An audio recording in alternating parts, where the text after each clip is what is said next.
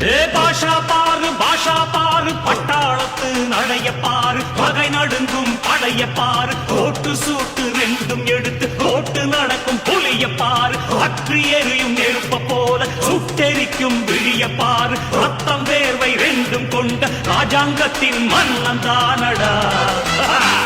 இவன் பேருக்குள்ளே காந்தம் உண்டு உண்மைதானடா இவன் பேருக்குள்ளே காந்தம்